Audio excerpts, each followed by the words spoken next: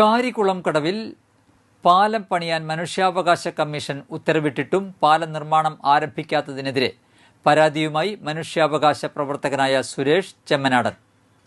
കാരിക്കുളം കടവിൽ പാലം നിർമ്മിക്കണമെന്ന ആവശ്യവുമായി വീണ്ടും മനുഷ്യാവകാശ കമ്മീഷന് നിവേദനം സമർപ്പിച്ചിരിക്കുകയാണ് പ്രദേശവാസി കൂടിയായ സുരേഷ് ചെമ്മനാടൻ. 1976 മുതൽ തന്നെ കാരിക്കുളം കടവിൽ പാലം വേണമെന്നാവശ്യപ്പെട്ട് ബന്ധപ്പെട്ട അധികാരികൾക്ക് നിരവധി നിവേദനങ്ങൾ നൽകിയിട്ടുണ്ടെന്ന് അദ്ദേഹം പറഞ്ഞു. കച്ചേരിക്കടവ് പാലത്തിന് മുൻപേ തന്നെ ഇവിടെ പാലം വേണമെന്ന് ആവശ്യപ്പെട്ട് നിവേദനം നൽകിയിരുന്നുവെങ്കിലും ഇതുവരെ യാതൊരു നടപടിയും ഉണ്ടായിട്ടില്ലെന്നാണ് ആരോപണം. കാരിക്കുളം കടവിൽ പാലം നിർമ്മിച്ചാൽ കാനാറ്റുപാടം സ്കൂൾ, ചിമ്മിനി ഡാം, വിവിധ ആരാധനാലയങ്ങൾ, അതിരപ്പള്ളി, വെള്ളിക്കുളങ്ങര, കോടാലി തുടങ്ങിയ സ്ഥലങ്ങളിലേക്കുള്ള യാത്ര ഏറെ എളുപ്പമാകും. പ്രദേശവാസികൾക്കും വിദ്യാർത്ഥികൾക്കും വലിയ സൗകര്യമാകും. ഈ സാഹചര്യത്തിൽ കാരിക്കുളം കടവിൽ പാലം നിർമ്മിക്കാൻ അടിയന്തര നടപടി സ്വീകരിക്കണമെന്നാവശ്യപ്പെട്ടാണ് വീണ്ടും മനുഷ്യാവകാശ കമ്മീഷനിൽ നിവേദനം നൽകിയതെന്ന് സുരേഷ് ചെമ്മനാടൻ പറഞ്ഞു.